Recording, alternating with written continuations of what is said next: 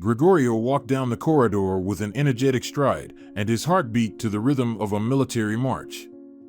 A group of students with tense faces was loudly discussing something, and when the guy caught up with them, they called out to him, "Gregorio, you're shining like a lucky penny. Did you win on Wheel of Fortune?" The young man stopped. "Guys, I actually won. Not on a game show, but in the most important game of all of life." The group of students became animated. "Well, spill it then. Why are you hesitating?" "We've all been tired of waiting for the verdict. We're lost in speculation about where they might send us for our academic practice." Gregorio looked at his friends with a happy gaze. "Guys, just 5 minutes ago, I had similar feelings, but now I'm ready to jump without a safety net from the nearest height. Because I really got a lucky ticket, I will be working at Metropolitan Hospital." Congratulations poured in from all sides, and other eager news seekers joined the small group. Voices calling to lift the lucky guy up in the air could be heard from the crowd. But Gregorio firmly refused to comply with this tradition. "No, guys, that's unnecessary. I got lucky, and I agree with that, but there's no need to anger Lady Luck, otherwise, she might turn her wheel in the opposite direction." The young man reluctantly escaped from his friend's embrace and continued on his way. He had to go to the office and visit several other important offices, but these tasks were pleasant because they marked the beginning of his new life. Back in 9th grade, Gregorio marked the invisible boundaries on the map of his future. Studying in a rural school was seen as a starting point for the future. Like most young people from the countryside, Gregorio Arias dreamed of living in the city, where there were so many opportunities. This goal had formed in him in elementary school, but it was only in the upper grades that it took on the characteristics of a well-thought-out plan.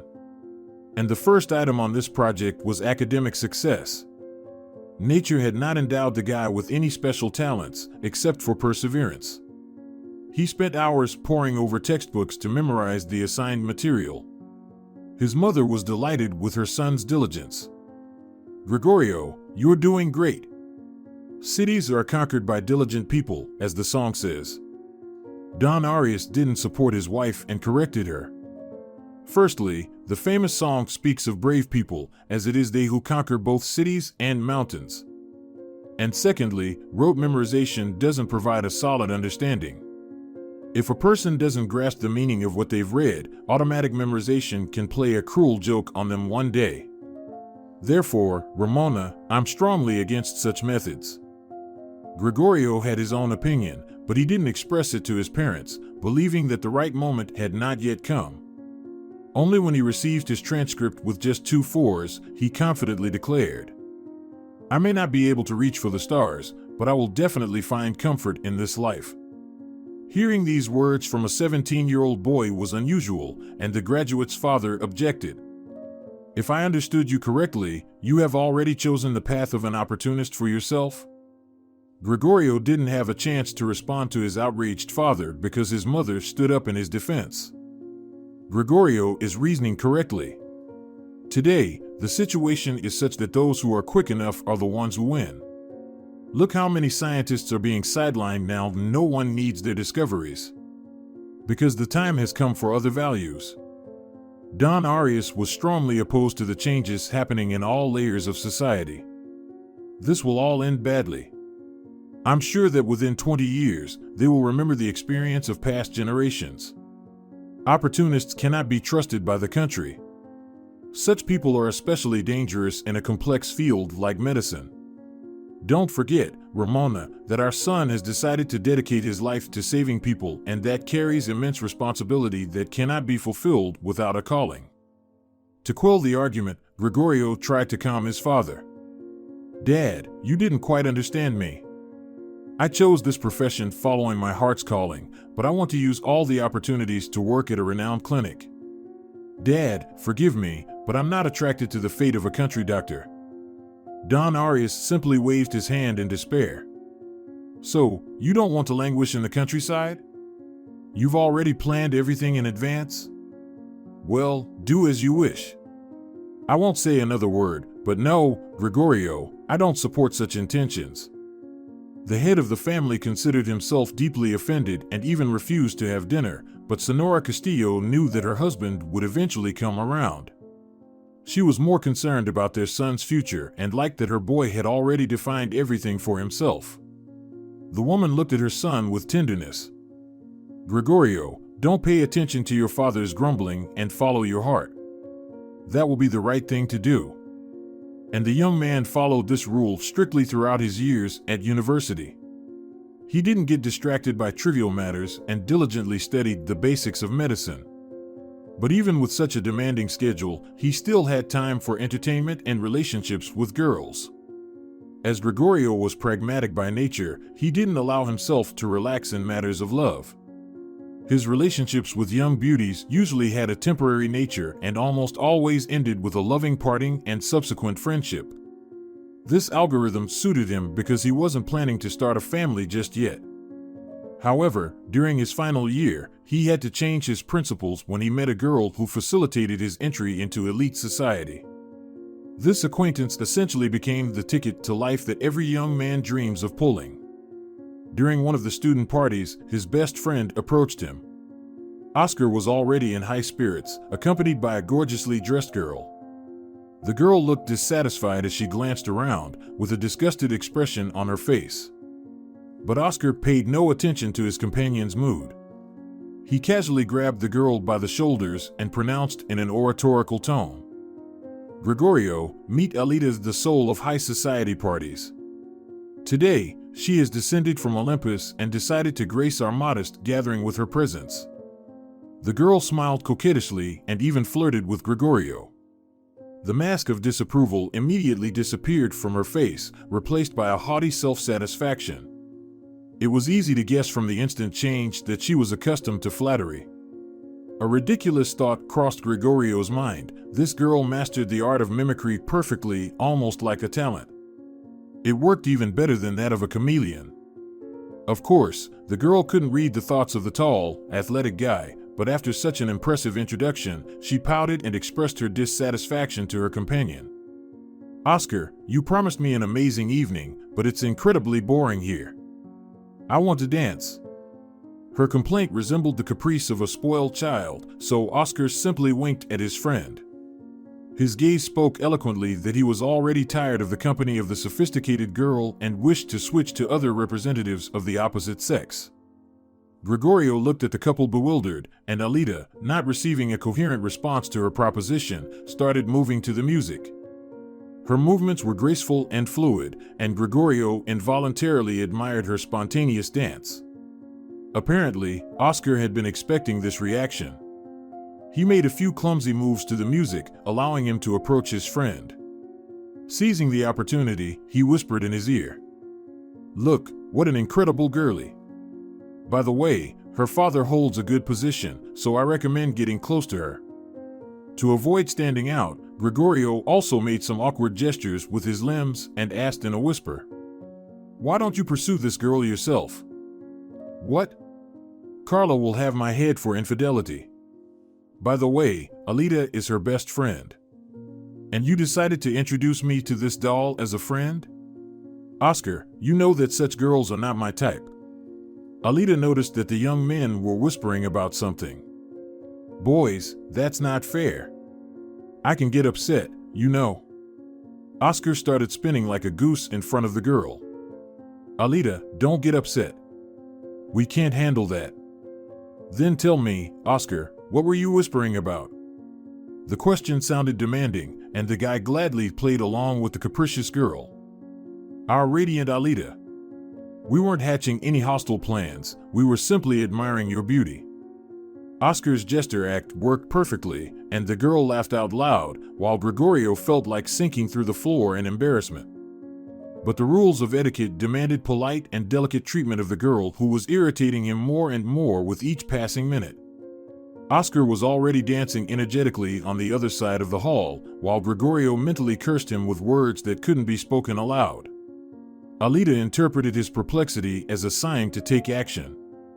She approached so closely that Gregorio felt her breath on his neck, and the scent of expensive perfume slightly intoxicated him. At that moment, the fast-paced song transitioned to a slow dance. Alita leaned in closer to the young man. I love this track. Gregorio confidently led his partner, but his thoughts were far away. He remembered how he had danced to this song at the village club during a disco with Marita. The girl was 4 years older than him, which seemed like an insurmountable gap at the time. The 17-year-old boy secretly fell in love with Marita, who immediately dashed all his hopes. Gregorio, you're a good guy, but you're too young. By the time you grow up, I'll be old. That was the first and only rejection. But after that incident, Gregorio was hesitant about getting involved with girls for a long time. However, his uncertainty eventually disappeared, and he became more confident in his interactions with the opposite sex. Hey, where are you? Alita's sharp voice pulled him out of his memories.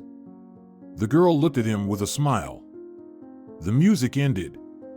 Were you asleep? Just spaced out for a moment, Gregorio took her hand. It's stuffy here, how about taking a short walk? Alita made a displeased grimace again, but agreed. Well, I came here to have some fun and was just getting into it. I don't really enjoy events like this. I prefer going to the theater or watching a movie. That sucks. The street slang didn't match the image of a girl from high society. Gregorio couldn't help but laugh. Alita, you're truly an extraordinary girl. Tell me, doesn't your daddy scold you for using that kind of language? The girl wasn't bothered in the slightest. My dad can come up with things that would make your ears curl. They stepped outside, and the fresh summer breeze immediately caressed their exposed skin. The girl let her guard down, and a gust of wind lifted her short, voluminous skirt. She exclaimed with feigned embarrassment. Oops, how unexpected. Gregorio, don't look, or I'll die of shame. Once again, the young man thought of the creature capable of changing its colors. He felt an unpleasant tension and desperately wanted to get rid of this girl. Alita, let me walk you home. She looked surprised. So soon? I thought we would walk a little more. The weather is so lovely. Except for the wind, and I have an exam to take tomorrow, and I need to practice later in the evening. Gregorio was blatantly lying, but Alita took it all at face value. She didn't want to let go of the young man, and she started pleading with him. I don't want to go home just yet. Come on, let's walk a bit more. And I can help you with your practice. I'm curious, how exactly? Nothing special. My dad can arrange anything. He's the head of a department at Metropolitan Hospital. You're lucky. Which department does he oversee? This question turned out to be a challenge for Alita. She stopped and furrowed her neat forehead, indicating active brain work. Damn, it just slipped my mind. You know, Gregorio, I'm not really interested in what my folks do. I have my own game. If you don't mind me asking, what are you passionate about, and where do you study? I'm still in the process. I haven't decided yet. I just finished college, but working in an office is not for me. Gregorio realized that Alita was a prime example of an amorphous creature. He felt increasingly burdened by her company, and he was relieved when they reached their final destination. Here, this is where I live. Our apartment is on the 8th floor. But in the summer, I get bored here alone because my parents love to stay at the country house. Gregorio, for reasons unknown to himself, rudely interrupted the girl. You know, Alita, I'm also from a village. According to your standards, I'm probably a stupid and uncultured peasant, right? The girl clapped her hands and even jumped in place with an excess of emotions. Are you making fun of me? Or is it true? That's just a wow. It's the first time in my life I have a boyfriend from the village. The girl's excitement was genuine, but Gregorio was unsettled by the fact that she had already labeled him as one of hers. But what annoyed him the most was her slang. Listen, Alita, it's really difficult to communicate with you. It feels like I'm lucky to be conversing with a foreigner. Where did you pick up all these words? You don't like it? Honestly, I prefer normal words. As if your village is full of counts and princes. Gregorio wanted to correct the girl, but he realized it was pointless. He hurried to bid her farewell because he was certain that another meeting between them was out of the question. On the way back, he mentally scolded Oscar for springing such an unexpected surprise on him. The next day, early in the morning, he visited his friend and confronted him. "Oscar, did you deliberately set me up? Where did you find this marvel?" He recounted the details of the previous evening, and Oscar laughed heartily. "Listen, I didn't even know that Alita was so eccentric.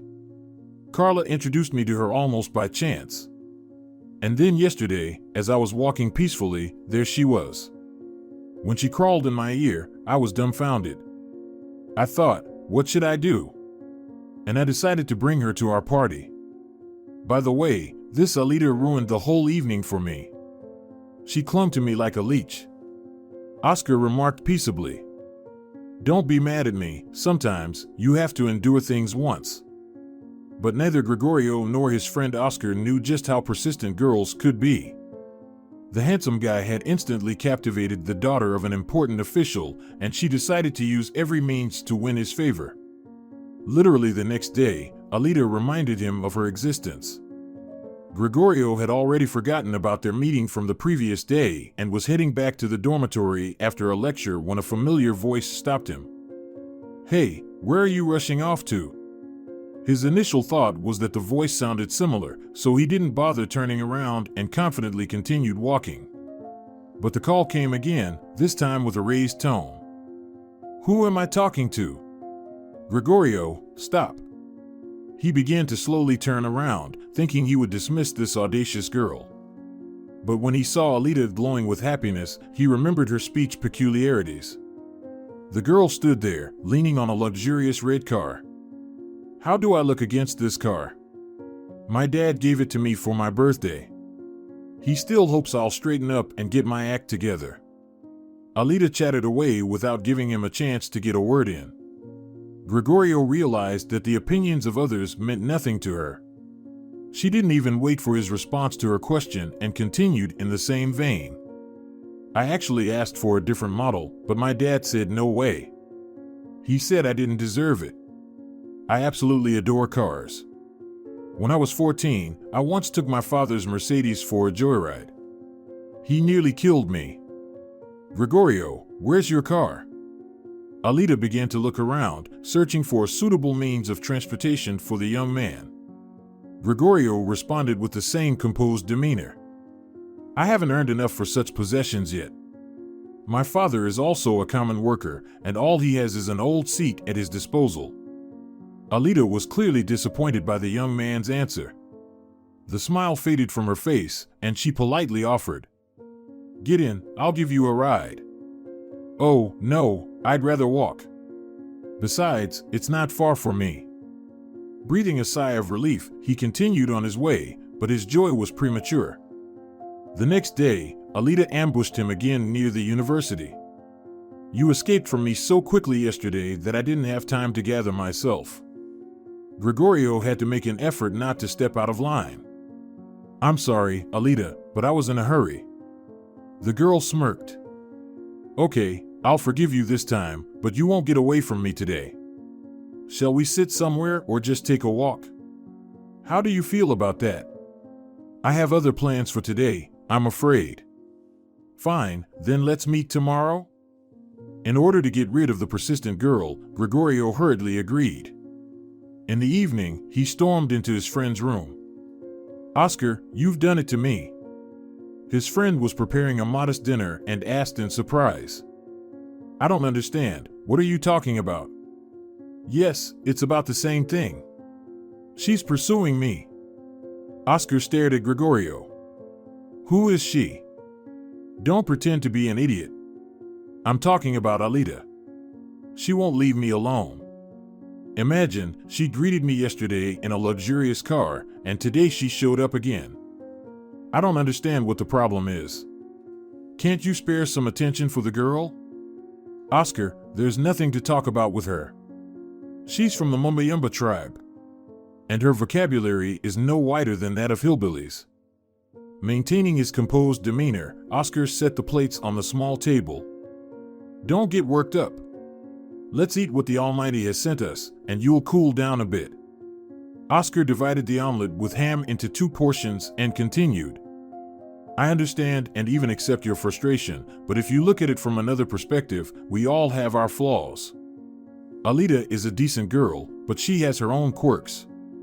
She'll detach herself from you eventually. Such girls aren't known for their constancy. Just give her a little attention. Is it really that difficult? Gregorio listened to his friend and enjoyed the omelet. Actually, it's not difficult, but she annoys me greatly. I've never dealt with such persistent girls before. Grinya, it's the result of upbringing. Her parents are very busy people, and anyone who was willing to take part in raising their daughter. By the way, speaking of parents, Alita mentioned something about her father being in charge of a department at Metropolitan Hospital. He used to be in charge. Now Don Serrano has moved to the ministry and oversees medical institutions in the entire region. By the way, he's a great guy without any airs. How do you know him? I had the fortune to have a conversation with him when he was still in charge at Metropolitan Hospital. I was doing my internship there. I think he liked me. Oscar quickly cleared the table and casually said, You know, my friend, the state of local medicine isn't the best. Personally, I'm not at all thrilled at the prospect of being sent to a remote village for practice. Gregorio supported his friend with a meaningful sigh. I fear the same thing. In our village, the local clinic survives solely on the enthusiasm of an old paramedic who just can't retire. There's no equipment, no medications, and the building is on the verge of collapsing from neglect. Oscar brightened up. You see, you're confirming the truthfulness of my words. The only way to avoid being stuck in some backwater is through useful connections. Personally, I've already got everything set. Gregorio was surprised. Did you get a job in the capital? Alas, no, but a decent private clinic recently opened in the city where I live. It's a good opportunity for a young doctor. So, it's time for you to think about your future employment. No matter how you look at it, Alita and her father came into your life at the right moment. You know, for a good position, I would even marry that girl. Oscar, but she's... Gregorio, remember the proverb? Marry first and love will follow. This is exactly one of those cases. The next day, Gregorio, with a heavy heart, waited for Alita with a bouquet of flowers at the agreed-upon place. The girl sincerely appreciated the modest gift. Great. Just like in a real romance with flowers. Now all that's left is for you to invite me to the movies. Did I guess right? Almost. I didn't know what to suggest, but since you chose the movies, your wish is my command. They watched an Italian comedy, and Alita laughed wholeheartedly at the hapless protagonist. The experience overwhelmed her, and she fondly recalled the funniest moments for a long time. By the end of the evening, Gregorio realized that he wasn't bored in Alita's company and even found it enjoyable. Without knowing why, he asked, "Where's your car?" She smirked mischievously. "It's in the garage, longing for me. My dad took the keys as a punishment for my disobedience. He still can't get used to the fact that I'm all grown up. And whenever I make the slightest mistake, he tries to punish me as harshly as possible. If you don't mind me asking, what did you do wrong?" "Oh, we had a bachelorette party, and I had a little sip of champagne. I barely had a taste, but my father caused such a scandal. He can smell alcohol on me from a mile away. But he's right, you shouldn't drive in that state." "Gregorio, seriously? You too?" "I only had a tiny bit, just wet my tongue." The girl was upset that the young man took her father's side. Out of habit, she pouted and bid him farewell. Alita didn't show up for a whole week. Gregorio also didn't make any effort to meet her. On Friday evening, Oscar unexpectedly appeared. "Listen, buddy, it's been a while since we walked around together. Let's go somewhere and have some fun." Gregorio really wanted to accept his friend's offer, but his financial situation didn't allow for unnecessary expenses. "Oscar, I would love to, but I'm strapped for cash. No problem, my parents recently gave me a little extra, so I'm ready to treat my best friend. Let's have a glass of a neutral cocktail to lift our spirits. We had a little argument with Carla. That happens. Yeah, we constantly argue over every little thing. I don't understand why you make each other miserable then. You could just go your separate ways. Oscar sighed with a touch of tragedy.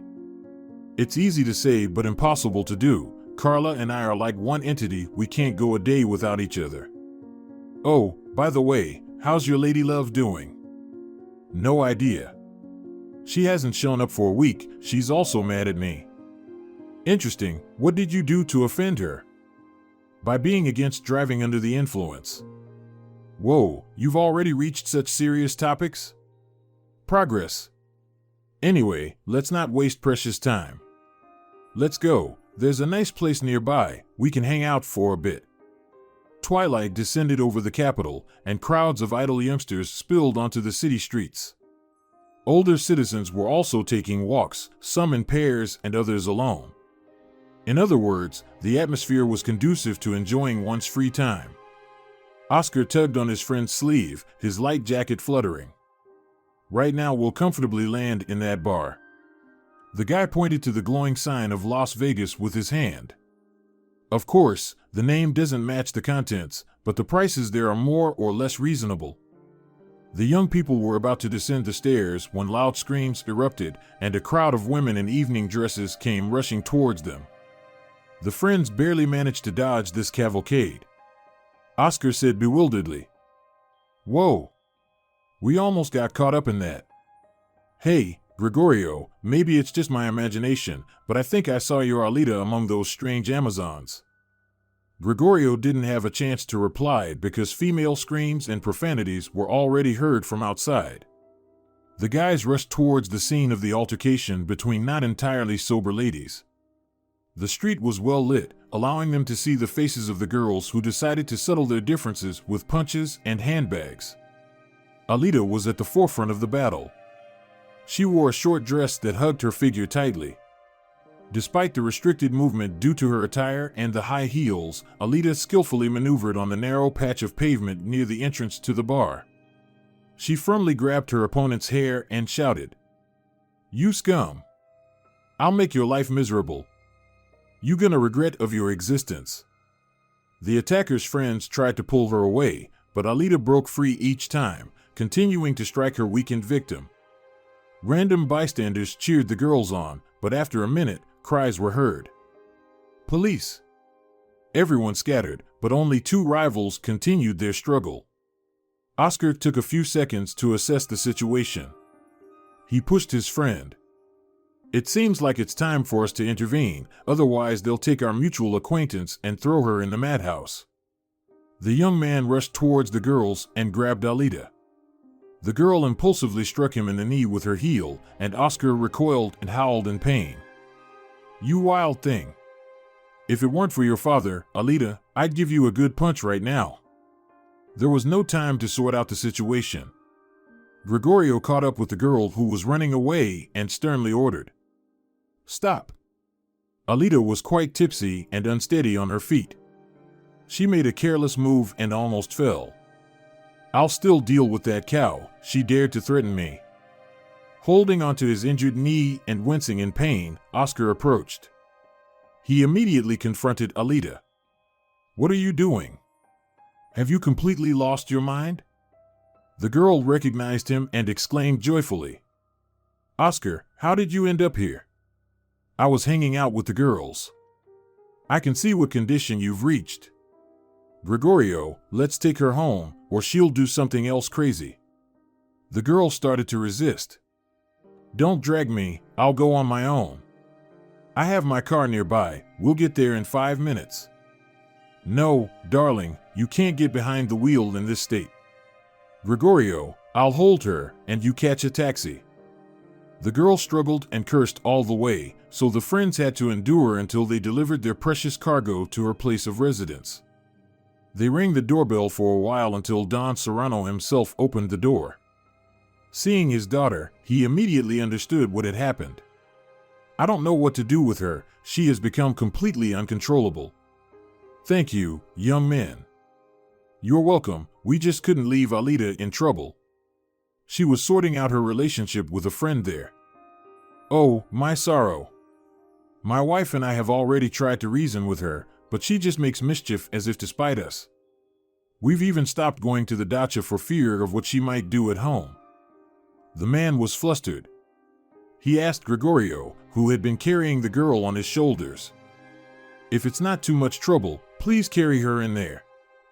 The young man carefully entered the living room and laid Alita on the couch. The girl no longer resisted because she was in a deep sleep. The young men bid their farewells, and before leaving, Gregorio remarked, "Your car is still parked nearby, not far from the bar." "Thank you. I'll call my driver now, and he'll bring it to the garage." "Thank you so much again." When they were outside, Oscar said with a meaningful tone, "I think our evening was a success." Adrenaline was rushing even without a cocktail. "Well, my friend, should we continue or head home?" "I guess it's better to go home. We need to check on your knee." "Yeah, Alita really gave me a friendly blow." Oscar was limping heavily. When they reached the dormitory, he couldn't put weight on his leg anymore. In the room, Gregorio examined his friend's swollen knee. "Indeed, Oscar, it seems pretty serious. I can see that this crazy girl seriously injured me. I need to get an x-ray tomorrow." Indeed, this evening left a lasting impression on Oscar. The injuries turned out to be serious, and he spent almost a month on medical leave. But thanks to his temporary incapacity, his relationship with his girlfriend improved. Carla fully settled into Oscar's room, trying to surround him with attention and care. Gregorio watched the couple from the sidelines and openly envied them. Alita appeared 2 days after the incident. However, she didn't go straight to Oscar to apologize for the harm she had caused, but knocked on Gregorio's door instead. "Please forgive me for what I did back then." Gregorio invited her inside. "What about me? I'm fine and unharmed, but Oscar suffered greatly." The girl blushed. "Honestly, I'm so ashamed. And it's all because of Nina. We went to college together. She's such a troublemaker. She started provoking me. Well, I couldn't hold back." Gregorio wasn't interested in hearing Alita's justifications, but he remembered Don Serrano's distraught face. "It's good that you're remorseful for what you've done. But it's better to stop. Bad habits won't lead to anything good, only trouble. I'll quit this party lifestyle. It's about time. I've been acting like a fool. You shouldn't beat yourself up, but it's definitely worth learning a lesson. Think about your father. Your actions are tarnishing his reputation." The girl looked at him for a long time, then burst into tears. "Gregorio, thank you. You're so kind and understanding. You know, I've never had a real friend before." She looked at him so piercingly that he felt a shiver run through his body involuntarily. "If you want, I'll be your friend." The girl grabbed onto that offer like a drowning person clings to a straw. "I really want to. I'll listen to you like an older brother." Alita smiled like a child. Gregorio looked at her in surprise. Before him was not the wild and unpredictable Alita, but a completely different girl, naive and vulnerable. In that moment, he forgot that he had recently compared Alita to a chameleon. Her sincere remorse touched him, and he wanted to believe that she would change for the better. Just a few days passed after the unpleasant incident when Gregorio was unexpectedly summoned from his lecture. "Arias, you are urgently requested at the dean's office." A student from a lower course acted as a messenger and hurried away as soon as he delivered the message. Gregorio caught up with him. "Listen, do you know what they want to see me about?" The guy shrugged his shoulders. "No idea, they just asked me to call you, that's all I know." With a pounding heart, Gregorio made his way to the faculty's administrative center. As he walked, fantastical versions floated through his mind, but when he opened the massive door to the dean's office, he breathed a sigh of relief. Sitting in the chair opposite the faculty head was Alita's father. When the young man appeared, he stood up and extended his hand. Glad to see you, Senor Arias. I felt it was my duty to meet with you and express my gratitude for your assistance in a delicate matter. Gregorio felt uneasy and shifted from one foot to another. The dean, gesturing to Alita's father, excused himself. You two talk, I'll be back in a moment. After he left, Don Serrano felt more at ease speaking freely, but Gregorio was uncomfortable that this older man seemed to be justifying his daughter's actions to him. We neglected our daughter, work, responsibilities, damn it all. My wife also holds a managerial position, and instead of a well-behaved girl, we ended up with a little nightmare. The man fell silent for a moment, gathering his thoughts. Yesterday, I had a serious conversation with Alita, and she told me that you, Gregorio, are her best friend. The young man became flustered, and Don Serrano continued. No need to be shy. Friendship and support are good things. Such relationships should be welcomed, especially considering your standing at the faculty. Tell me, Gregorio, have you decided on your first job yet? Gregorio forced out his answer. Not yet. His response pleased the interlocutor. That's wonderful. I promise to assist you. What's your specialization? Surgery. Don Serrano furrowed his brow just like Alita would. I can't say for certain, but it seems there's a vacancy at Metropolitan Hospital. I'll confirm and let you know in the next few days. I'm confident the answer will be positive. They won't refuse me at the hospital where I've worked for nearly a quarter of a century. Don Serrano kept his promise.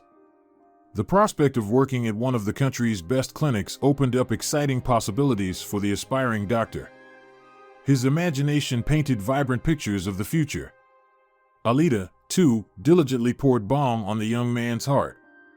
Gregorio, my dad says you have great potential. The head of the department will soon retire, and you could take his place. Although it was pleasant to hear such words, Gregorio remained grounded when it came to such statements. Of course, I appreciate your father's support, but we shouldn't rush with predictions. Leading a department requires someone with experience, not a recent graduate. Gregorio, come on, you've told me yourself that you've already assisted in complex surgeries. I was just assisting, which means I was learning. That's not enough to become a true professional. Gregorio, don't be modest. You're the smartest person I know, and you'll definitely succeed. Alita's involvement was heartening. They met almost every day, and Gregorio was no longer annoyed by her presence. However, he didn't harbor particularly warm feelings for her either. Everything changed after Alita's parents invited him over. Gregorio had only worked at the clinic for 3 months and was starting to settle in. Usually, Alita would pick him up in her car after his shift. On that autumn evening, she was behaving mysteriously, so the young man asked, Alita, did you throw something away again? Why do you think so? Because you have the expression of a cat that just stole a sausage off the table. The girl burst into laughter, and Gregorio got scared that she might cause a traffic accident. Alita, look at the road. Oh, don't make me laugh while I'm driving. But I must say, the comparison with a cat is brilliant, I like it. But I have to disappoint you because now I'm a well-behaved girl. I don't go to bars or get into fights. And my satisfied look is not coincidental. My parents asked me to tell you that they're expecting you for dinner. It'll be something like a formal dinner. That's unexpected but pleasant. Okay, I accept the invitation. When should I come all dressed up? Today. I mean, right now. Alita, but I just finished work. Why didn't you warn me earlier? I need at least to change clothes and tidy myself up. Gregorio, I'm sorry, I forgot. It slipped my mind. If my mom hadn't reminded me today, the dinner wouldn't have happened. But don't worry, my parents are simple people. And I like you just the way you are. The girl looked at him tenderly and started humming a popular song. Love me, love me. Gregorio had to accept the unexpected visit. He listened to his friends singing without paying attention to the lyrics of the hit. As they passed by a flower shop, he asked, Alita, wait here for a moment. What kind of flowers does your mom prefer? Roses. Soon he returned with a magnificent bouquet of roses and a cake. Now everything is in order. The evening in the family circle passed in a pleasant atmosphere.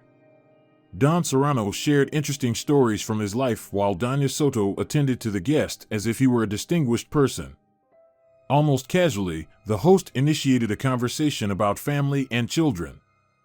Señor Arias, forgive my ignorance, but how long do you plan to remain single? Gregorio hadn't expected such a question and nearly choked on his salad. Alita widened her eyes and looked at her father.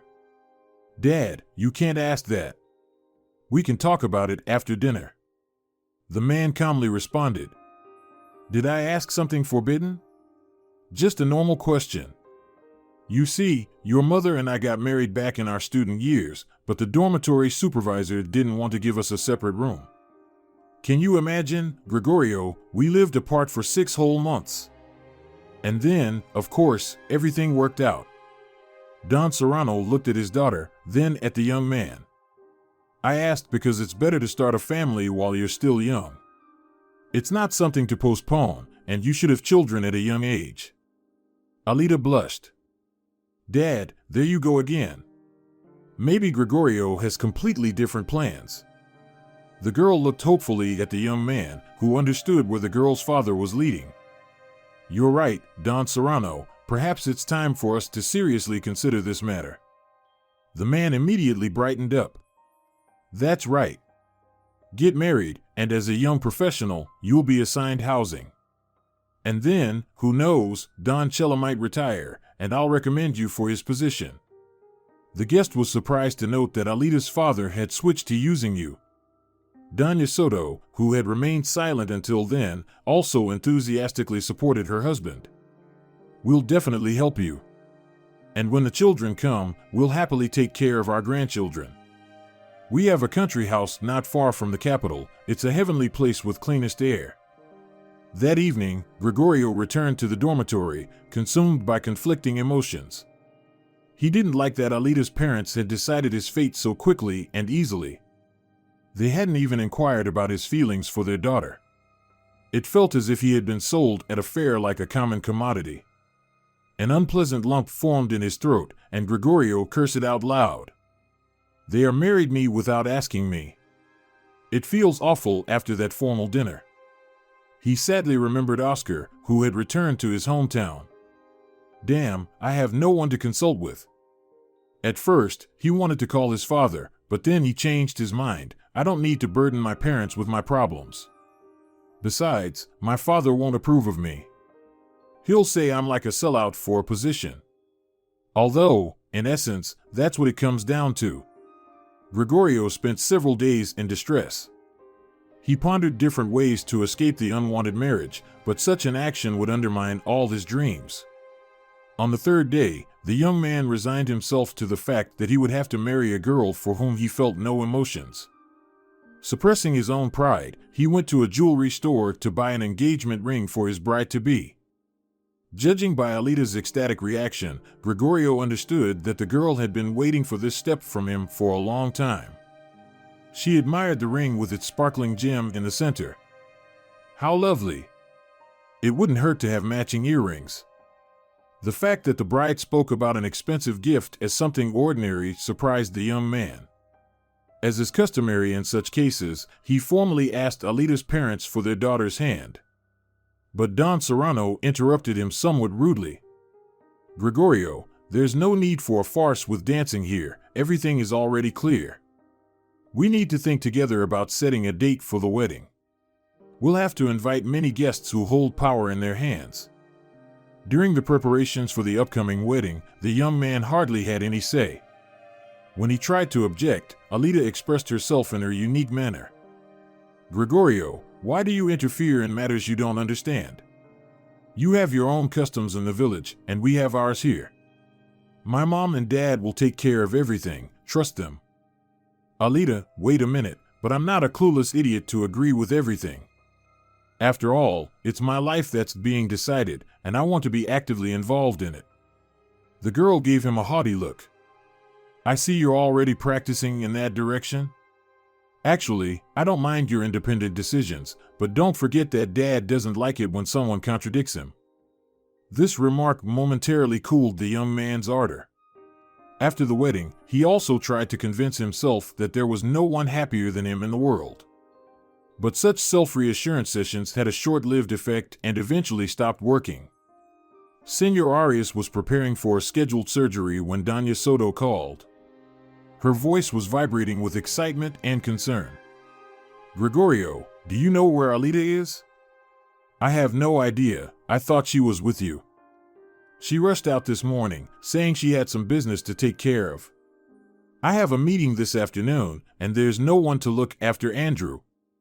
The man tried to maintain his composure, but his mind was working feverishly. Alita didn't tell me anything about her errands. I wasn't even aware that she left Andrew with you. I'm sorry, but I'm in the middle of an operation. The patient is already on the table. I'll call you back in a couple of hours. Doña Soto screamed so loudly that something snapped in Gregorio's ear. Why are you trying to calm me down? I can't wait. After all, Gregorio, it's your child. Come up with something. He wanted to crush everything in his path, but with great willpower, he held himself back. The head nurse noticed the surgeon's confusion. Senor Arias, do you have problems? Yes, but I'll handle it myself. The woman looked at him warmly, with a motherly gaze. You won't handle it. Tell me, how can I help? He briefly described the problem, ending with the words. My wife's parents are snobs, to put it lightly. They may very well leave the baby alone in the apartment. I'm even afraid to think about how it could end. And I can't leave work at the moment. Senora Flores listened to the doctor without interrupting and then suggested, give me the address. I'll ask my daughter to pick up your little son. It's inconvenient, really. Inconvenient, doctor, is sleeping on the ceiling because the blanket keeps falling. My Victoria is still on vacation. She has nothing else to do. Call Doña Soto. Senora Flores's unexpected help came in handy. But even though the doctor calmed down a little, his hands were still trembling. He couldn't approach the operating table in such a state. Moreover, his colleagues could notice the tremor, which would result in being relieved from the surgery. To finally get rid of the consequences of the stress, Senor Arias took 10 deep breaths before confidently heading to the operating block. It was one of the most difficult days in his practice. The surgeries were routine, the kind that surgeons perform daily. But even during their execution, the young surgeon's thoughts were somewhere far away. He berated himself for the 1000th time for his inability to resist his wife and her parents. Whenever he made a comment to Alita, she would immediately say, Gregorio, I'll divorce you and take Andrew with me. He tried to find agreement on this issue with his father-in-law, but the latter firmly sided with his daughter. Gregorio, you should be gentler with a woman. Our Alita is very sensitive. She's not accustomed to such harsh treatment. Gregorio couldn't open up to his own parents because he knew how his father would revel in it. You saw what you were getting into, now deal with the consequences. Nobody forced you, son, to marry the boss's daughter. You got yourself into this mess. Roughly speaking, this was the kind of speech he had heard once from Don Arias, so he now actively avoided conversations with his father on this topic. Of course, his mother would understand him and feel sorry for him, but he didn't want to disappoint her even more. The worst part was that his family troubles began to affect his work. And it had only been 4 years since the wedding. Senor Arias couldn't wait for 5 hours. Victoria, the daughter of the head nurse, brought Andrew to the clinic. Gregorio was already familiar with her, so he greeted her from a distance. Glad to see you, Victoria. And thank you so much for your help. I hope Andrew wasn't too much trouble? The girl smiled. Not at all. We had a lot of fun and spent an interesting time together. We went for a walk, had something to eat, and took a nap. You could say we stuck to the routine that's suitable for a child of his age. The little boy clearly enjoyed the company of his voluntary nanny because he didn't want to leave the car. That's when Victoria suggested, "Let me give you a ride home." Gregorio was taken aback. "Of course, I don't mind, although I have my own wheels too. I just don't want to leave the car here until tomorrow. Trust me, nothing will happen. I've tested it myself. And if you're so worried, you can drive it back in the evening." "Do you live far?" "No, almost in the city center." "You convinced me, Victoria." The young woman not only drove with confidence, but also handled the car beautifully. Gregorio admired her smooth movements. "If you don't mind me asking, how long have you been driving?" "A while." "Didn't my mom tell you?" "No." "That's surprising. She loves to brag about her daughter, meaning me. I used to be a race car driver for some time. I really wanted to make it to Formula One, but it didn't work out. There's still discrimination in this sport based on gender. Victoria, you can judge me, but I'm also strongly against the idea of the fairer sex exposing themselves to any risks. After all, a woman's purpose is to love and share her love with others." "Well said. I won't argue with you because I've come to realize that not every desire should be fulfilled. Senor Arias, may I ask you a counter question?" "Of course. Why don't you enroll your son in daycare? He's at the age when the first social skills are developing. Preschool institutions are ideal for this." You inadvertently touched on a sore subject, Victoria. "The thing is, my wife's parents don't want to hear anything about daycare. My father-in-law claims that upbringing in a communal setting harms a child's psyche. That's complete nonsense bordering on idiocy. However, based on Doña Soto's behavior, it was easy to understand the environment in which your son is being raised. Of course, it's not my business, but grandmothers aren't always good nannies and educators." Senor Arias wanted to have a serious conversation with his wife that same evening, but Alida arrived well past midnight, barely able to stand on her feet. Instances of his wife coming home in a disheveled state had become remarkably frequent. Gregorio tried every method to guide his wife onto the path of improvement. But Alida became hardened, rudely spoke to him, and even complained to her father that her husband was showing aggression towards her. The reaction from his father-in-law followed promptly. "Gregorio, I had a better opinion of you. I never expected you to become a family despot." Such unfairness infuriated Gregorio, and he couldn't contain himself, raising his voice to his father-in-law. "Don Serrano, don't you see what kind of lifestyle your daughter leads, to put it mildly, not befitting a decent woman? Don't you dare speak like that about my daughter. You think you've climbed out of the mud and suddenly became a respectable person? I treated you like my own son, and this is how you repay me. I didn't expect this, Gregorio. I didn't expect you to show such ingratitude for my kindness. Don Serrano, I am very grateful to you, but this is not about me.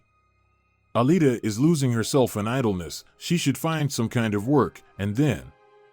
His father-in-law didn't let him finish his thought. He jumped up as if scalded and started berating his son-in-law with disgraceful words. "Aren't you ashamed to say such things? Alida is not just your wife, she is also the mother of your child. You are obligated to provide her with a decent life, not taunt her with a piece of bread. What are you talking about? Can't you see that your daughter is a terrible mother, not to mention a lousy wife? And you know that yourself, Don Serrano. Despite your opinion, I enrolled our child in daycare, and now I can at least be at peace about him. So, you're saying that Alida can't be trusted with her own child?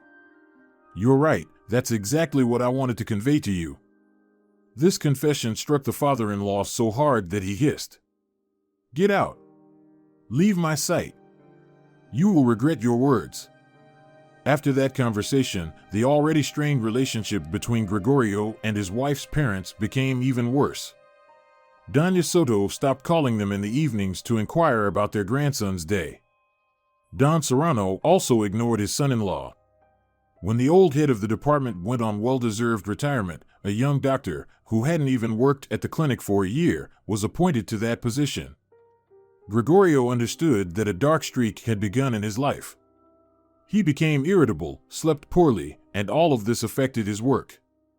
Dark clouds gathered over the surgeon when 2 patients he operated on died within a 2-day span.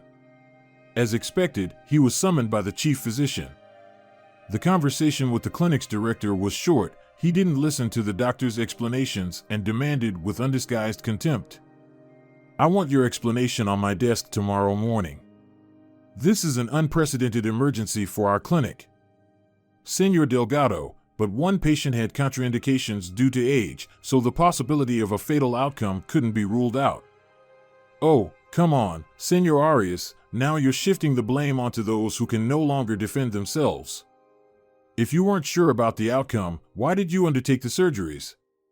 The relatives demanded it, and they were warned, even gave written consent. Now all of that doesn't matter. Do you understand? Your arguments mean nothing. 2 deaths at once. The second patient had underlying conditions. The chief physician started rolling his eyes wildly. "Are you still here? What audacity! Do you know that the relatives of these patients are filing a lawsuit?" The surgeon replied resolutely, "I haven't harmed anyone. No doctor is immune to such cases." He turned sharply and left the chief's office. When he returned to the department, he immediately noticed that some of his colleagues were looking at him with sympathy, while others glanced at him with evident glee. The operating room was empty, and he breathed a sigh of relief. "At least I can gather my thoughts." But it didn't even take 5 minutes before the door opened slightly. "Senor Arias, may I come in?" "Yes, Senora Flores, come in." The senior nurse froze in the middle of the room, unable to bring herself to say something important.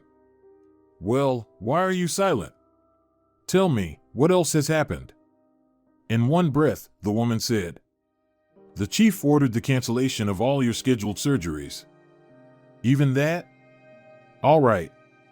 Thank you, Senora Flores, for the warning." Gregorio didn't expect the senior nurse to burst into tears. She looked at the young surgeon with that incomparable maternal warmth. "Senor Arias, don't lose hope. The sun will come out, and the clouds will scatter. The same will happen to those who dig a pit for others. I even know where this wind blew from." Apparently, the woman wanted to share her suspicions with him, but he preemptively asked, "Please, Senora Flores, there's no need. And please don't cry." He spent the evening filling out medical records, as if sensing that he would soon have to account for his actions. Doña Soto called to inform him that she had already picked up Antonio from daycare, so he didn't need to hurry home. When he left the hospital, it was already dark. Gregorio headed towards the parking lot where he had parked his car that morning when he suddenly noticed his wife's car on the other side of the street. A thought crossed his mind. Why did Alita come? She knows that I have my own car. To clarify this question, he had to cross to the opposite side. With measured steps, he walked towards his wife's car, but what he saw left him stunned.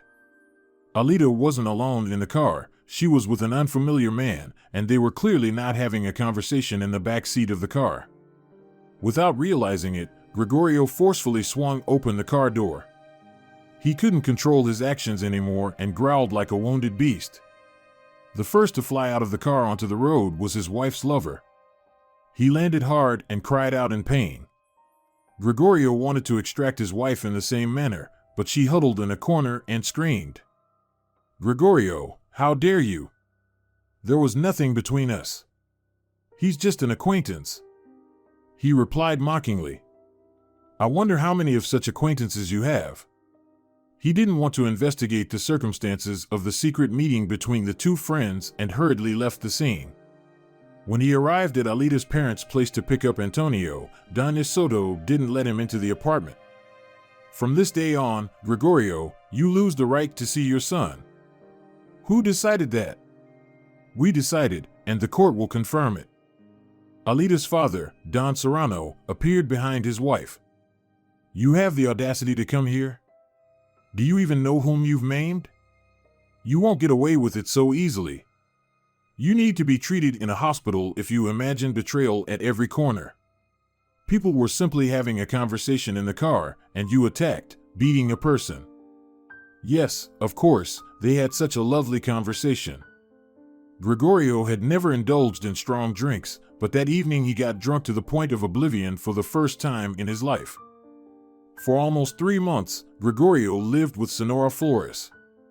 The day after he caught his wife in the act of infidelity, he filed for divorce. When his father-in-law found out, he set all the wheels of revenge in motion. The first blow came immediately. He was summoned by the chief physician again. "That's it, Senor Arias, my patience has run out.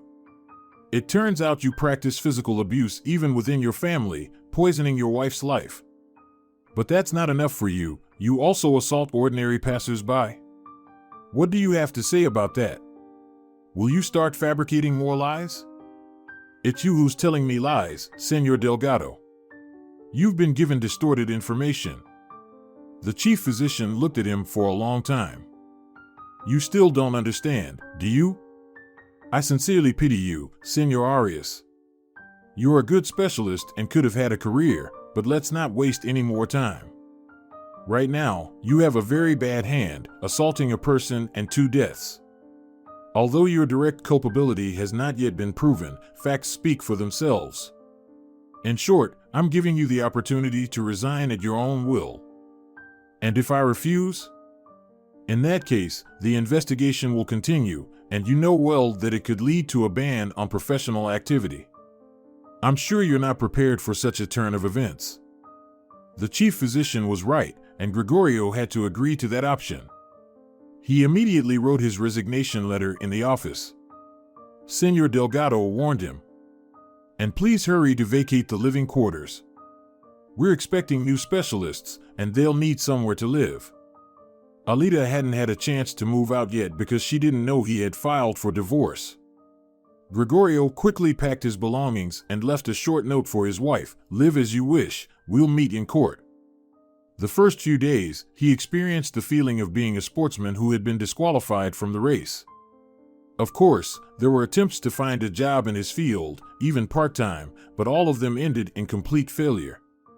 They welcomed him with enthusiasm, assuring him that surgeons were in high demand, but when he returned, they sadly said, "Sorry, no vacancies available."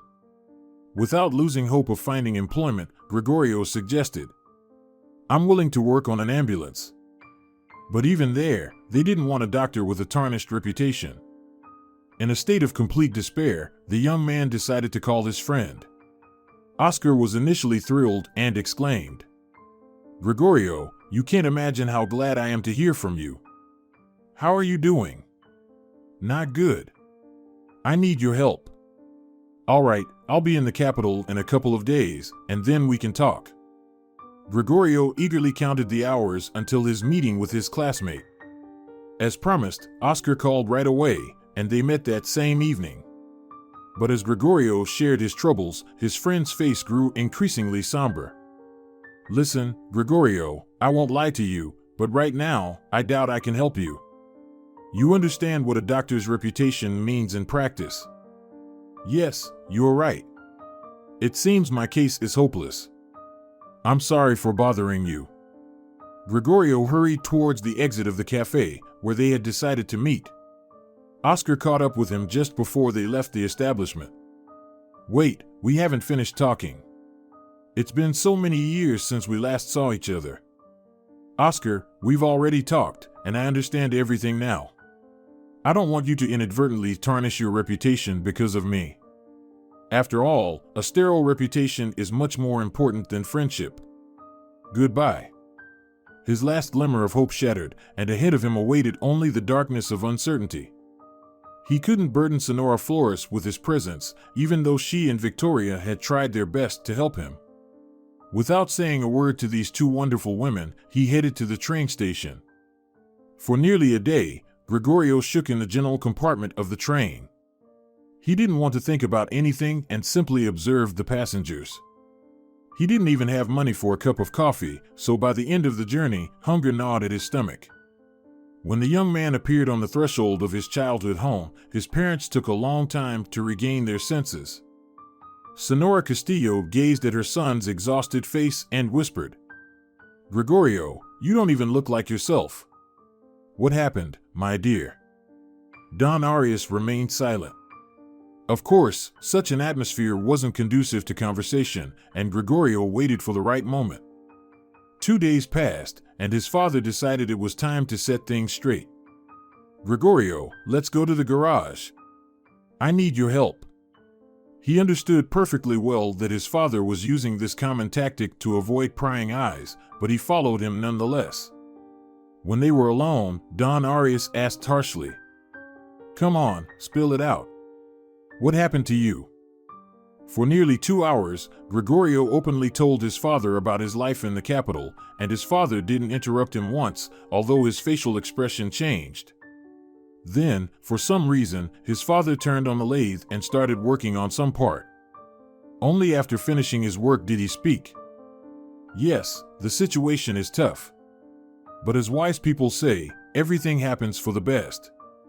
I've told you before, son, that city life corrupts, and we, being country folks, are not cut out for it.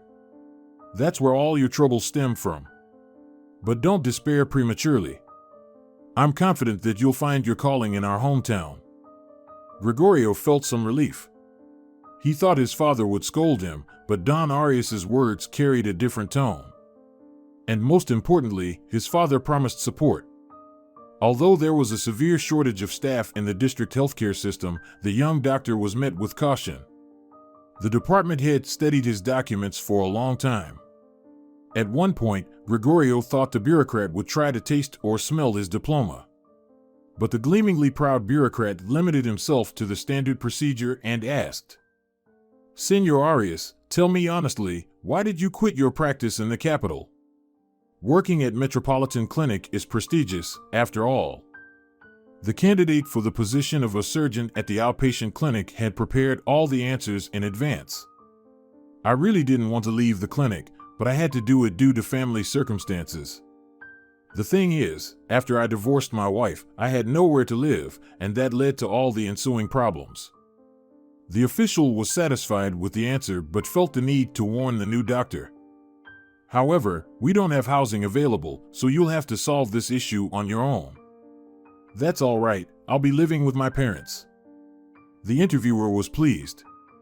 "So, you're a local then?" "Yes. My parents have lived in the village their whole lives, and I attended the local school." "Well, in that case, I have no further questions for you. You can proceed with the paperwork and start working. Just, Senor Arias, I must warn you that we often have irregular working hours. You understand, we're short-staffed. I've been informed already, so I'm ready to work for 2 if necessary."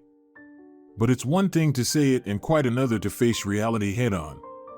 On his first day of work, Gregorio realized that everything they taught in university was far from the reality. The small team at the rural outpatient clinic was delighted to have a new doctor. Senior nurse Sonora Montero, who handled all the organizational matters on the side, immediately declared, "Senor Arias, there's no time to ease in, so get in there right away and for the long haul."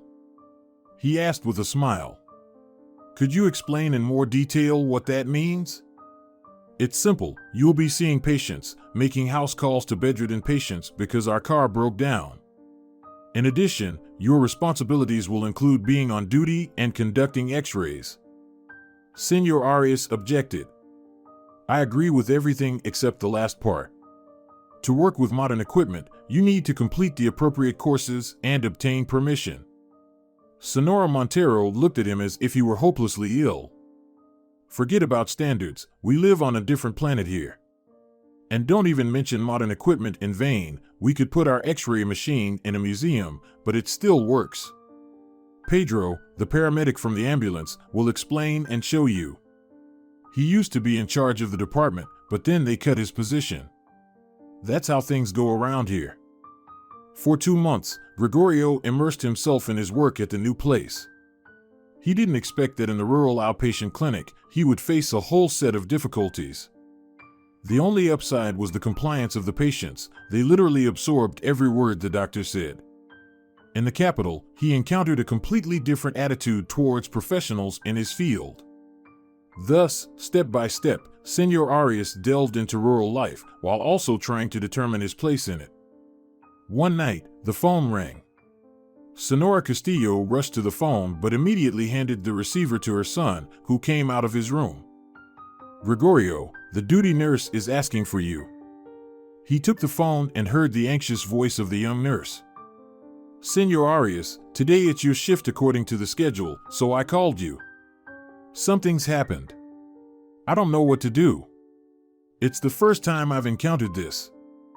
From her trembling voice and sobbing, it was easy to guess that the girl was crying. Firmly, Gregorio said, "Stop the hysteria immediately and report what happened." The girl calmed down a bit and reported more composedly. "A mother brought in her little girl, and she's struggling to breathe. She's so young, just 2 years old. Doctor, what should I do?" "First, calm yourself down. I'll be there in 5 minutes." The surgeon slightly miscalculated the time because it took him only 3 minutes to reach the outpatient clinic. At first glance, he understood that the girl's condition was critical. Her face had turned blue, and every breath was accompanied by wheezing. The doctor addressed the terrified mother. "Do these attacks happen often?" "It's the first time. Maria caught a cold, had a fever for a couple of days, and tonight she started struggling to breathe. Don't worry, we'll help her now. Unfortunately, I'm not a pediatrician, but I'm confident we can handle this." Gregorio gave instructions to the nurse, and she diligently carried them out. After the injection and the 4 drip, the little girl could breathe almost normally. Senor Arias didn't let go of the child's little hand and whispered softly, "There, the danger is behind us now. Maria will fall asleep, and tomorrow she'll wake up completely healthy. At least, that's what we'll hope for." "Gregorio, thank you." These words of gratitude from the girl's mother left the doctor stunned. While he was providing emergency care to the child, he hadn't paid attention to the girl's mother, but now she spoke those words. He looked attentively at the teary-eyed woman. "Marita, is it you? Didn't you recognize me? I must have changed a lot." "Yes and no. I just didn't expect to see you again, especially under these circumstances. Don't be offended, I truly had other things on my mind." "Oh, Gregorio, how could I be offended by someone who just saved my child? Perhaps my clumsy life has taken its toll on Maria. I recently returned to my hometown after splitting up with my husband. What a coincidence. I also divorced my wife. By the way, I have a son, Antonio, who is almost the same age as your daughter." There were no more common topics to discuss, and the situation wasn't quite suitable for heartfelt conversations. Therefore, Senor Arias advised his old acquaintance, "Let her sleep, and sleep, all illnesses pass. Gregorio, what else can I do to help Maria recover quickly?" He chuckled casually. "Sing her a lullaby, it's the most reliable medicine." The doctor closed the door to the ward behind him, and soon a melodic lullaby could be heard. "Twinkle, twinkle, little star." This simple song captivated with its combination of uncomplicated words and sounds. Several times, Gregorio approached the door of the ward and listened to the mother's singing.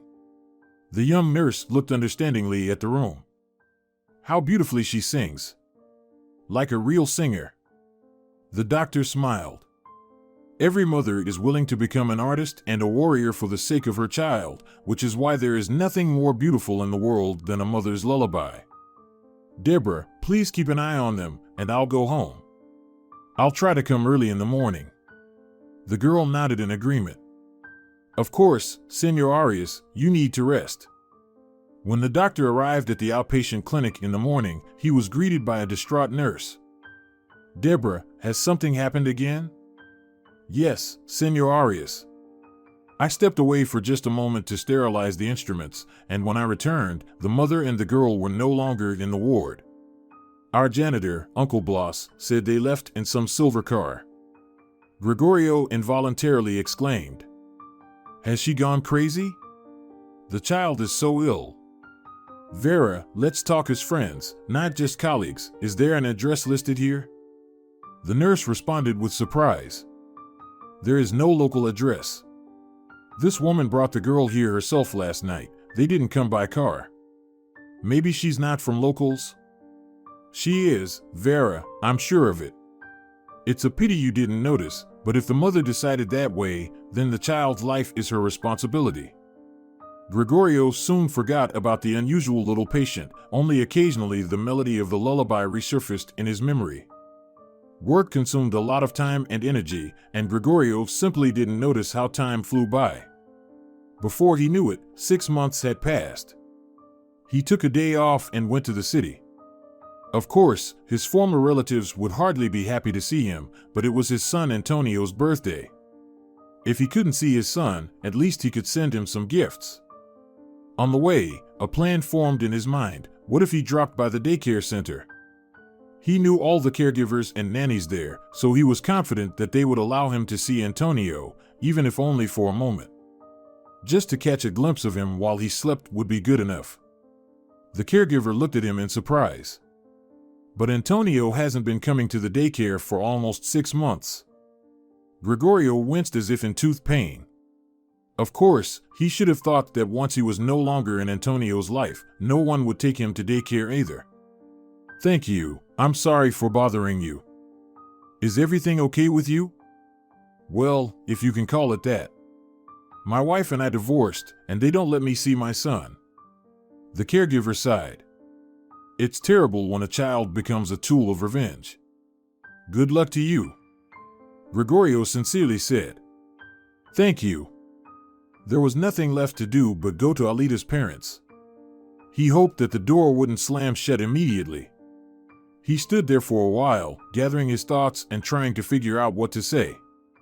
Then he pressed the doorbell, and the owner of the apartment opened the door himself. He looked sick or exhausted. Don Serrano, hello. I understand that it's unpleasant for you to see me, but it's Antonio's birthday. Please, allow me to give him a gift and hug him at least. Gregorio fell silent, expecting a refusal or even a scolding, but his former father-in-law sighed and opened the door wider. Come in, Gregorio. He immediately saw Antonio. The boy had become thin, pale, and seemed unusually sad for a birthday celebration. Antonio. The child slowly turned his head, as if not believing that his father's voice was real. Then he shouted, Daddy, and rushed towards him. He embraced Gregorio with his thin little arms, and Gregorio even dropped the gifts from the overwhelming emotions. Son. My little son. Doña Soto appeared from the room. She looked at Gregorio in surprise, then at her husband, and said in a soft voice, Hello, Gregorio. He stood up from his knees, and while Antonio unwrapped the gift, Gregorio looked at his former relatives in astonishment. I don't understand. What happened? Something has changed? Doña Soto cast a quick glance at her husband, and he said, Come, Gregorio, let's have some coffee and talk. Everything was so incomprehensible that Gregorio was completely bewildered. He simply couldn't understand what was happening. Doña Soto poured coffee, placed a slice of cake in front of each of them. Gregorio waited. Then Don Serrano began to speak. I guess I owe you an apology. It's tough when everything is pressing down on you, weighing on your mind, making it hard to think straight. Gregorio's eyebrows shot up. He certainly didn't expect those words. Meanwhile, his former father-in-law continued. As soon as you left, Alita dumped Antonio on us, and she went off the rails. I knew, of course, that everything you told me was true. But I was so tired of my daughter's behavior, I didn't want to get involved in those problems again. And besides, now you're a father yourself, you understand what it means to have your own flesh and blood. Everyone else is to blame, except for your own blood. Gregorio fundamentally disagreed with this perspective, but he chose not to argue. He decided to listen to Don Serrano until the end. It was strange that Doña Soto didn't intervene at all. So, for a month, she was wandering around, and I took away her car. Hired people tried to find her and bring her back home, but it was in vain.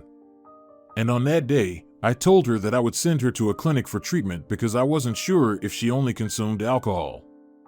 And Alita ran away. While we were at work, she stole the car and left Antonio alone at home.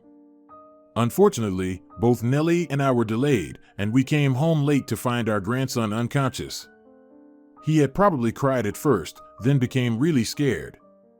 In short, after that incident, Antonio suffers from nightmares whenever he experiences even the slightest shock. He starts suffocating, to the point of losing consciousness. We took him to the hospital, where we left him under the care of his grandmother. I decided to find my wayward daughter and give her a good thrashing. I was only a few minutes late. I went to the bar, and they told me that Alita had just left in an unstable state, heading towards the city center. I drove after her, ready to knock some sense into her. But, once again, I was too late. Alita had had too much to drink, she couldn't handle the car, lost control, and crashed into a bus stop. Unfortunately, there were people at the bus stop, and everyone was seriously injured, but Alita suffered the most. A piece of the bus stop fell on her head. She underwent several surgeries. She will be able to walk, maybe even talk, but our daughter is now a drooling. Her development is far behind that of our grandson. Gregorio's hair stood on end, and he couldn't say anything. Our troubles didn't end there. Everything came to light, and too many people were affected.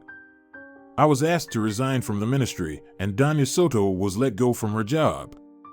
I found a job as a chief at the Housing and Utilities office, but as you can understand, the pay is significantly different. Nellie won't be able to go back to work because in 2 weeks, Alita will be discharged from the hospital. The doctor honestly told us that our daughter won't have a long life ahead of her. But she may live for 5 years, maybe even 10.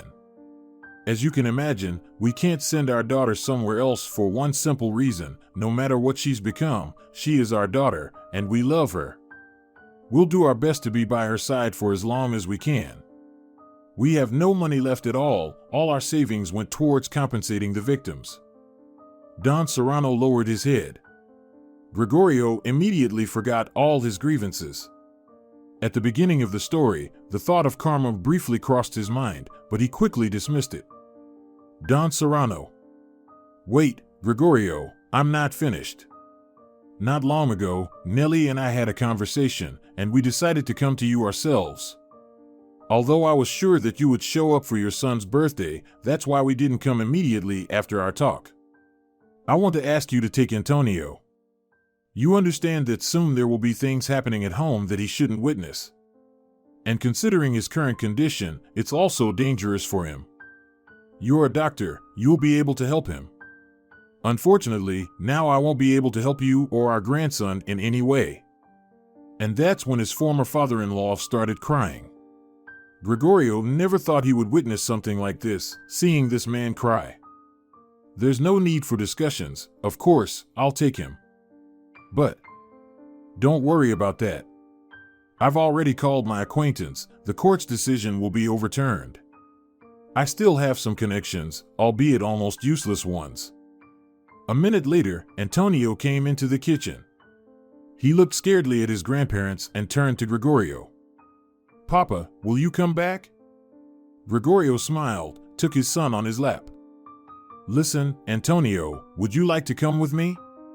We'll all live together, you, me, Grandma Ramona, and Grandpa Sancho. And we also have a cat and a big, fluffy dog.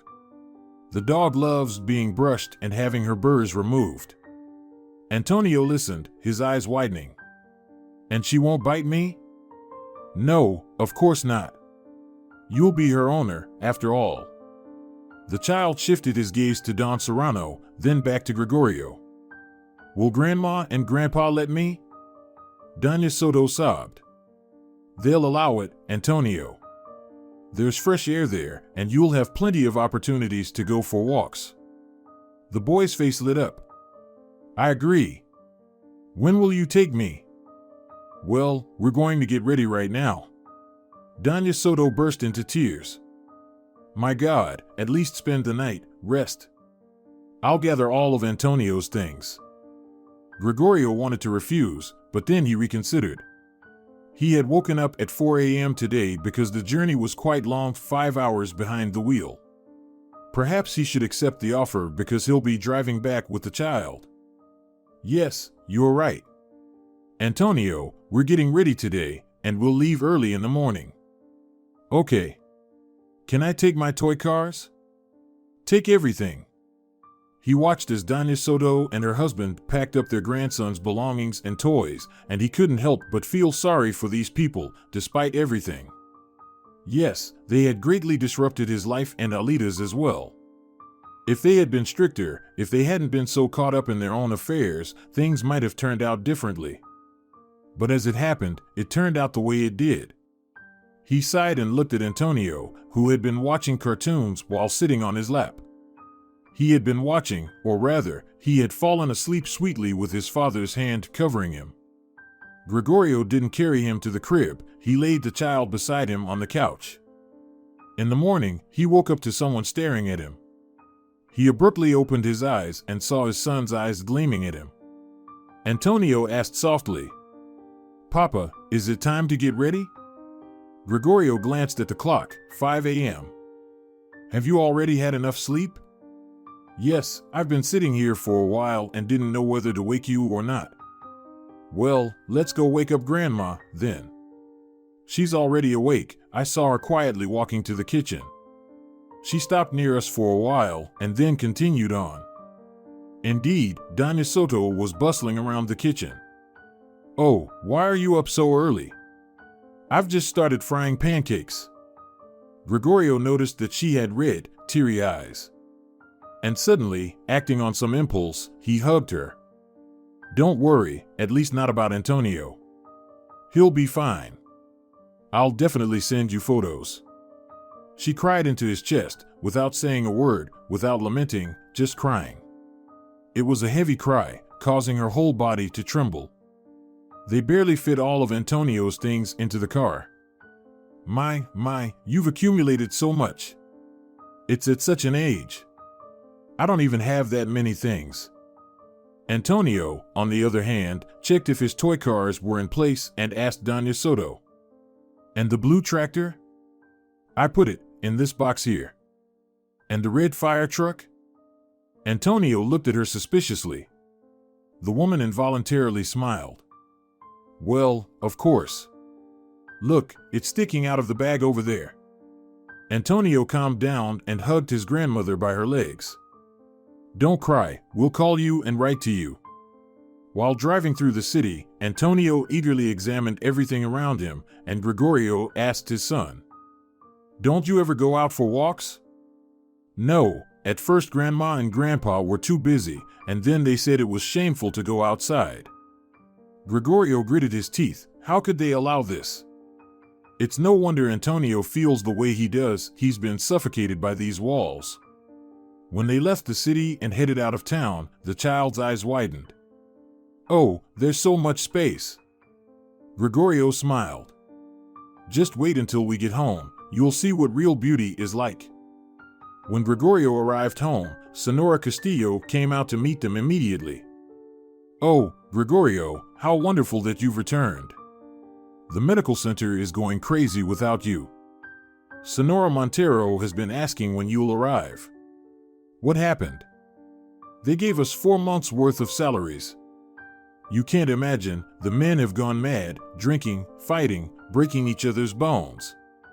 "Aren't you alone?" "No, Mom." "Here, meet someone. Do you recognize him?" Senora Castillo had only seen Antonio a few times, but she regularly sent gifts to the cities. Alita couldn't stand coming here. She had been here once herself, and it was problematic for her parents to come to the city. So, they only saw each other on Antonio's birthday or before New Year. "It can't be. Grandson." She rushed to the bashful Antonio, picking him up in her arms.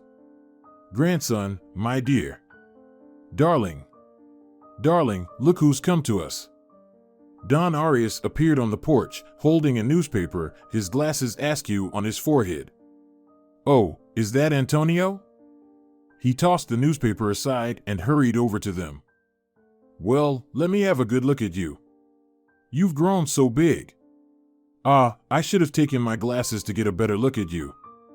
Antonio smiled and pushed his grandfather's glasses onto his nose.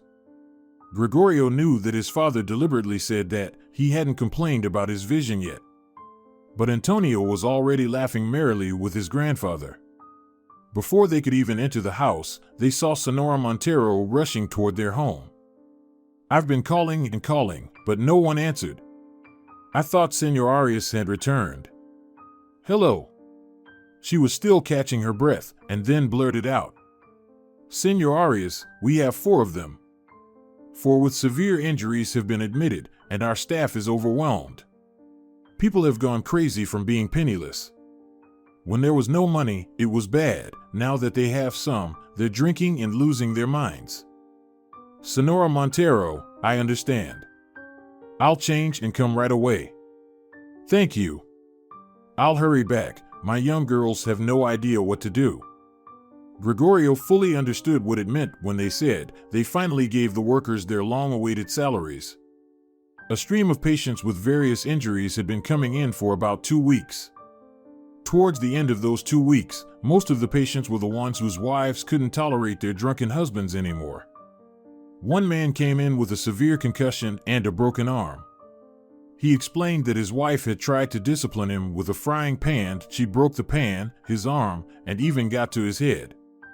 He solemnly promised both his wife and the doctors that he would never drink again. Gregorio quietly smiled because the man's wife was small, slender, barely reaching her husband's shoulder. After such work, he came home and collapsed into bed.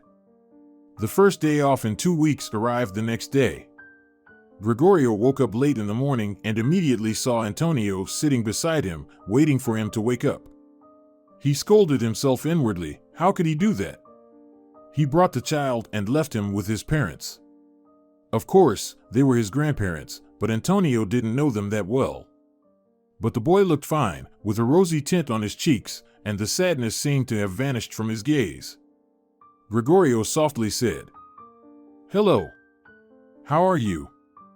Antonio replied quietly, "Hi, Dad. I'm fine."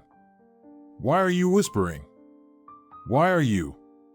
They both laughed. Gregorio's mother peeked into the room. "Well, would you look at that? You're good at sleeping, Gregorio." Gregorio jumped out of bed. Whoever finishes brushing their teeth last has to. Antonio smiled as he watched Gregorio goofing around, spraying water while brushing his teeth. Gregorio turned to him. "Well, you lost." "No, I brushed my teeth a long time ago, so I won." Gregorio burst into laughter. "You're a tricky one." He scooped up his son and twirled him around the room. Antonio squealed, shouted, kicked, and laughed. His mother frowned. "Put the child down. We need to have breakfast, and you're shaking him up too much." Antonio was already in the 7th grade when he approached his father with a request. "Dad, can you take me on duty with you?" Gregorio looked at him in surprise. "Why?" Antonio evasively replied. "Well, I can't tell you exactly. I just want to see what it's like there." "So, you're already thinking about choosing a profession?" Gregorio smiled. It was interesting how his son managed to grow up so fast. It felt like they had just arrived recently. "Well, you could say that. We had a debate at school. Some say being a doctor is cool, while others say there's nothing special about it because the work is hard and ungrateful. What do you think about it?" Gregorio pondered. He had never had such thoughts before. "You know, son, you have to want to heal people, to help them. Then the work will bring you joy. And if you don't like the profession, nothing good will come out of it. And, of course, I'll take you on duty. Get ready." Their medical point had now turned into a large hospital. Well, not large in size, but the territory assigned to the hospital had expanded. The small medical points in the villages were closing down, and everyone joined them. There was more work, and a pediatric department was added, with Gregorio becoming the chief physician. It wasn't as prestigious as in the capital, of course, but he was highly respected here. Due to the catastrophic shortage of staff, he continued to take shifts. It was a quiet day off, and Gregorio could see that his son was getting bored. He was about to suggest going home when Senora Montero appeared in his office. "Senor Arias, they've brought in a very sick patient." Gregorio stood up and headed to the reception, with Antonio following him. They had an agreement that if something happened, Antonio would stay aside, not ask any questions, and not get in the way. On the examination table lay a pale young woman. From her excessively pale skin, Gregorio immediately understood that she had suffered blood loss. It turned out that the woman lived in a local dormitory and had intervened to protect her neighbor when her husband was abusing her. "Please don't call the police on him. He's a good man, he just can't drink. But he lost his job, so he started drinking." Gregorio examined her. Yes, things were bad, to say the least. There was significant blood loss, and it seemed that her internal organs were damaged. "Prepare the operating room urgently. Type in cross-match blood and bring it directly to the OR." The woman looked at him and then said, "Please, save me. I have a cat at home."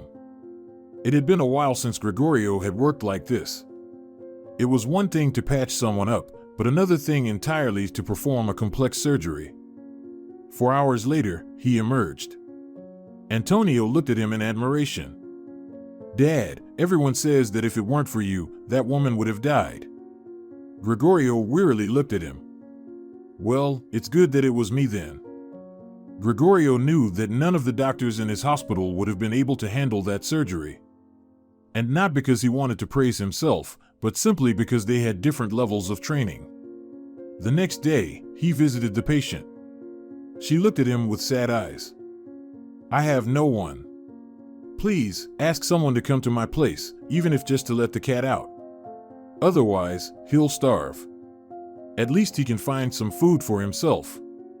He wrote down the address, took the keys from Katerina's belongings, that was the patient's name, and went to the dormitory. Gregorio already knew that Katerina had come here to work as a technologist at the cheese factory that had recently reopened. They had allocated her a small room where she lived with her cat. The cat was sitting in the middle of the room on the table, looking at Gregorio discontentedly and meowing loudly. "Well, my friend, how can one throw such a handsome fellow out on the street? Get ready. Let's go to our place." Gregorio himself didn't understand why he was doing this. Something about this Katerina captivated him, a certain purity in her eyes. Another day passed. Gregorio was back on duty. He immediately went to see Katerina. "Your cat will stay with me for now.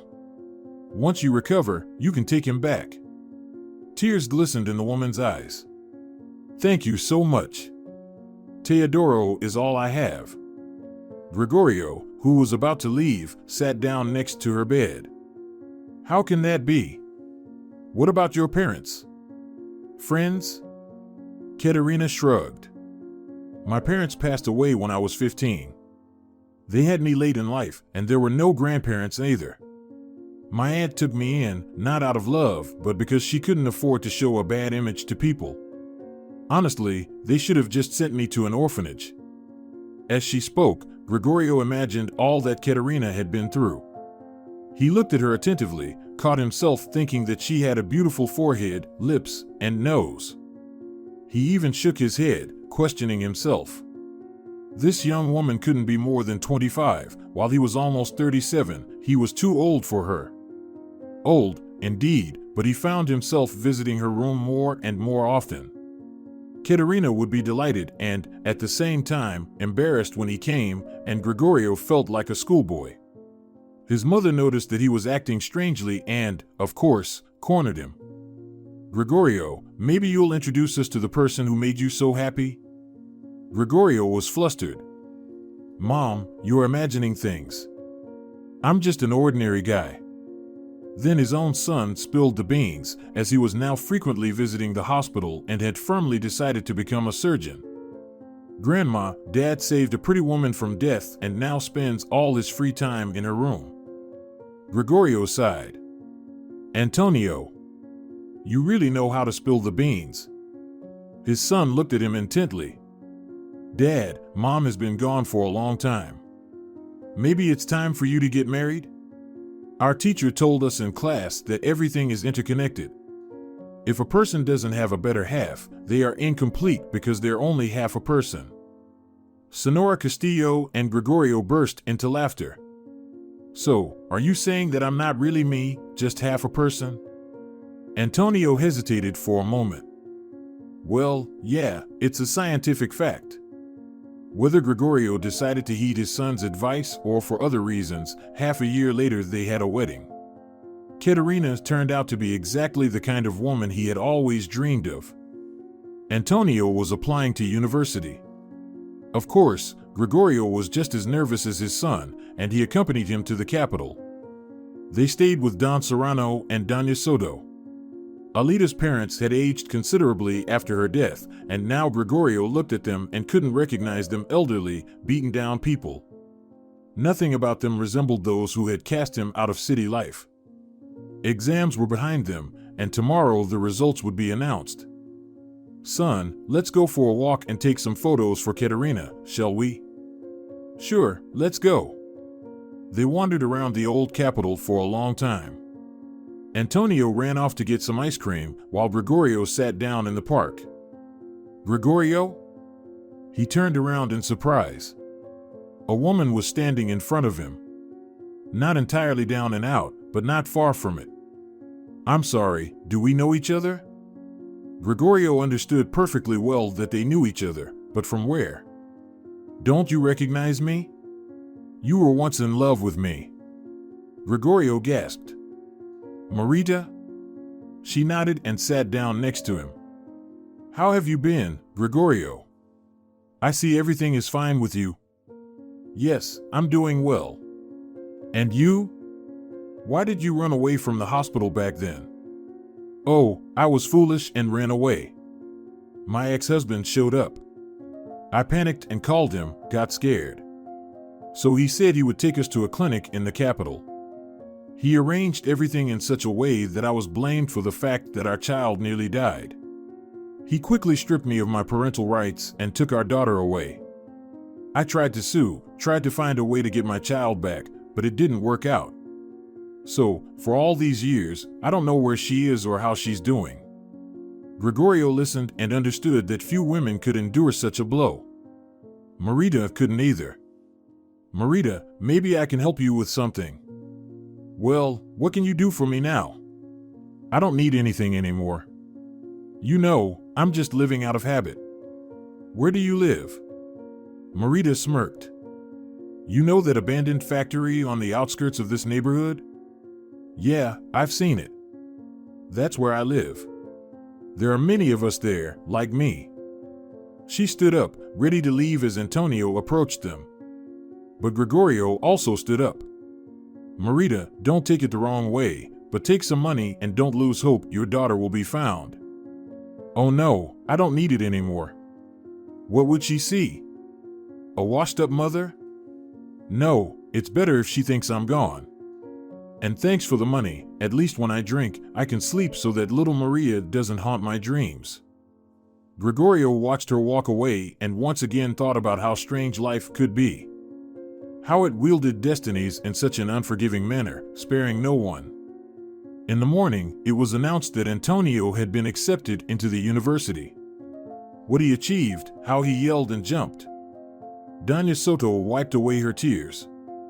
"Well done, grandson, we're so proud." Gregorio knew that they were happy for something entirely different.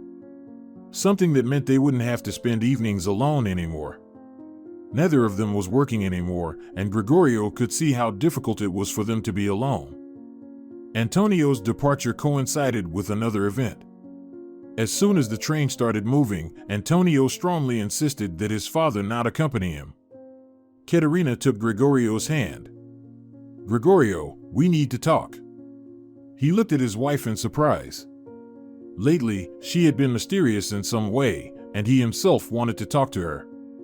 "Let's talk, of course." Honestly, he was afraid that Katerina would come up with some more crazy idea. She wanted a child very much. Antonio and she had developed a great relationship, but like any woman, she longed for a little one, and nothing seemed to work. Gregorio, of course, helped her undergo tests quickly. He had a son, so it seemed that the problem lay with Katerina. But the doctors said everything was perfectly fine. Katerina started reacting more sensitively to their unsuccessful attempts. Sometimes she would try different herbal remedies, or she would only allow him into the bedroom on certain days. Now he tried to guess what she had come up with. They sat down on a bench. The weather was nice. They were a little sad about Antonio's departure, but Katerina was even more worried now. She seemed too enigmatic. Gregorio, here's the thing.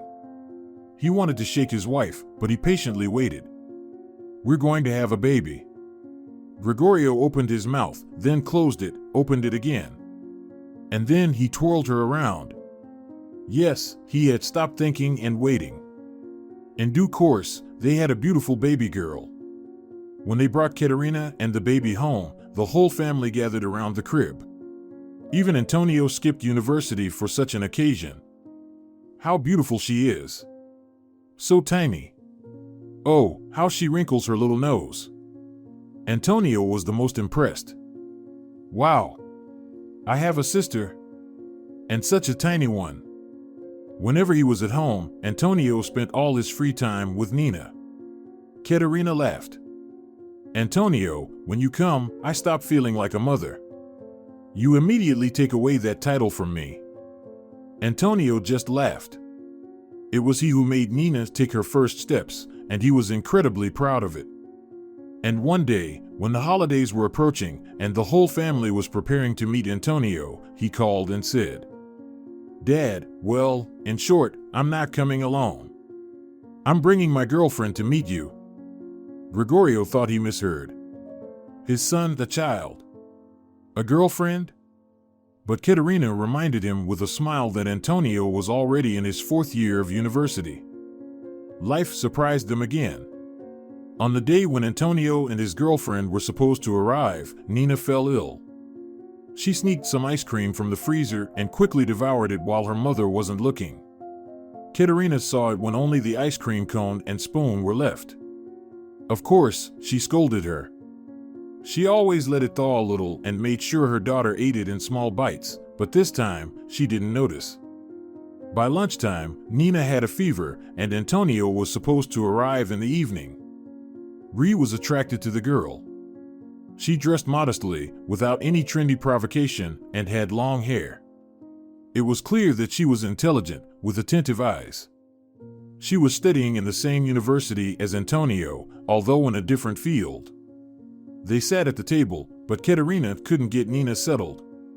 It seemed like they had managed to lower her temperature, and she shouldn't be in much pain. They gargled her throat, and the redness had decreased, but the little girl kept whimpering and whimpering. Even Antonio didn't interest her today. Maria, that was the girl's name, approached Katerina. Can I try?